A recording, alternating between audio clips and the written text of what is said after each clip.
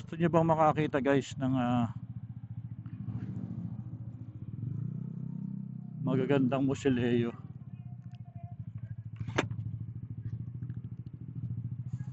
Thank you. Gusto niyo makakita guys ng magagandang musileo dito sa Binyan?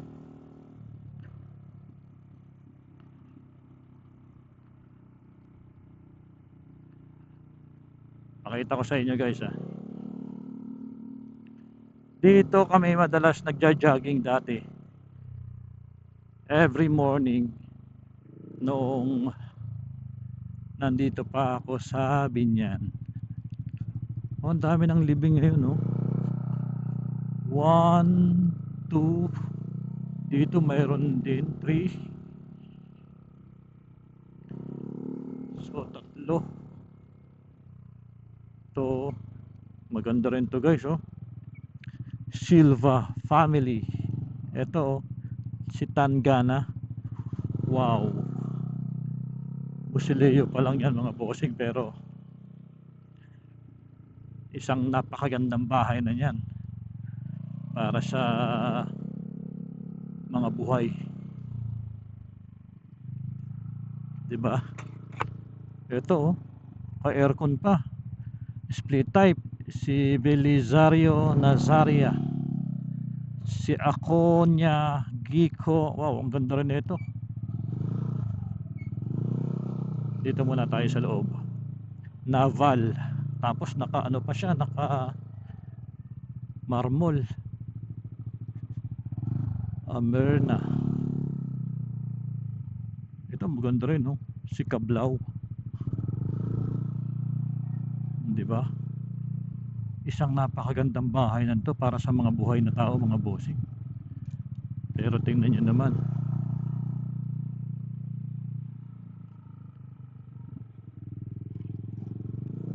Para na silang nasa exclusive subdivision, 'di ba?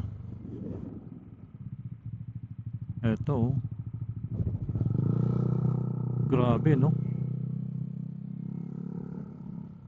Para sa mga patay. Gaganda.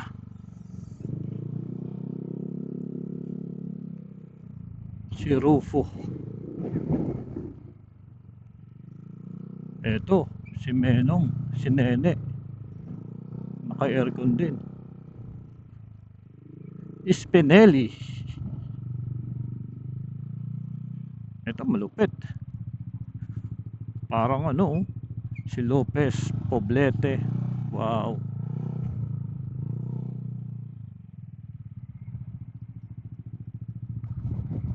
Oh, parang biglang humangin ng malakas. Ayaw yata nilang ano, si Nava Escandor Galyado Jordan. Oh, second floor. Si Gico Mendiola Reyes.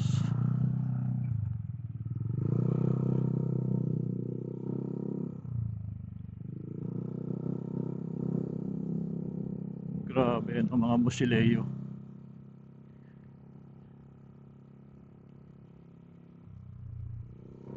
Para lang yan sa mga talagang mayayaman. Kasi kung hindi ka mayaman, hindi mo may isip na magpagawa ng ganyang kalalaki na bahay or musileo dito, or makapagpagawa ng musileo para sa mga yumao. Pero syempre, dahil yung iba talagang para sa kanila yung kanilang mahal sa buhay, importante pa din. Ito ang ganda, oh. Yung iba tinted yung glass, yung iba naman clear, so kitang kita yung loob. So dito nga pala to guys sa Forest Lake, Binyan. Carriedo, ganda rin. Teniedo, talagang alam mo yung para kang nasa isang napakagandang na exclusive na subdivision pagka nakakakita ko ng mga ganito. Oh, ganda rin ito, Reyes, oh. mga naka-aircon, may mga sala sa loob. So, siguro talagang dito na tumutulog yung ibang kamag-anak kapag dumadalaw. Yung iba second floor talaga, oh. Arzola, Taytay. Ito may rooftop, oh. Fernandez, Reyes. So, napansin ko lang maraming Reyes dito. Wala akong nakitang ano, apelyido ko dito. Oo. Ito maganda rin. De Ramos. Ito, wow, ganda, oh. Ganda.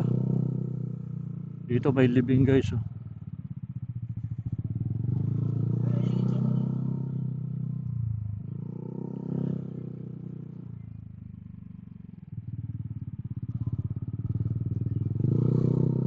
So yung mausoleo dito sa gilid nakalagay, lawak.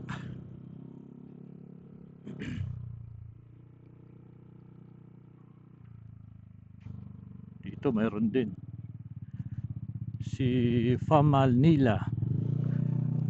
Oh, dun bago lang yun, ang ganda rin nun. Wow. Hindi naman sa gusto ko nang magkaroon ng ganyan, pero lahat naman tayo pupunta dito. Lahat, walang may iwan dito sa loob. Oh, ang ganda nito, si Peña.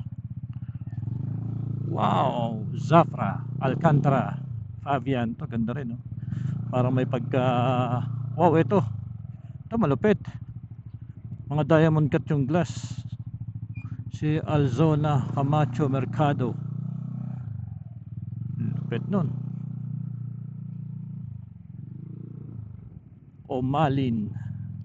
Clear yung glass, kitang kita yung loob. Ah,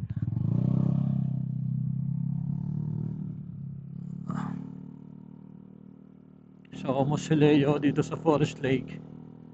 So ibig ko sabihin, guys, lahat tayo pupunta dyan, lahat tayo mamamatay. So hindi naman porket humahanga tayo sa isang ganyang mausoleo, gusto na nating pumunta doon. So sa akin lang naman kasi, meron kasi ako napanood na isang content creator na na video ng mga ganyang kagagandang mausoleo. So sabi ko, para sa isang yumao na mahal sa buhay, so kaya talaga nilang magpagawa ng mamahalin. Kasi sabi nung napanood ko, bawat isang mausoleo ay talagang milyon ang halaga. Di ba? So sa akin, someday, kung sakaling nandun na ako, siyempre, sino pa naman ang ayaw ng ganyang magagandang mausoleo, di ba? Pero, ganun pa man, hindi na natin alam yun. Hindi na natin malalaman kung meron tayong ganyang kaganda, di ba? Yun lang, parang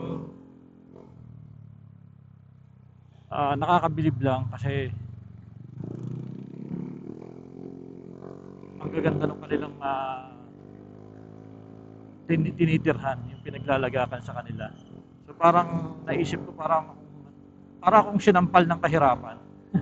Isipin mo yung patay, mayroong magandang bahay, may magandang pahingahan, pero ako tong buhay, pero wala akong sariling ganun.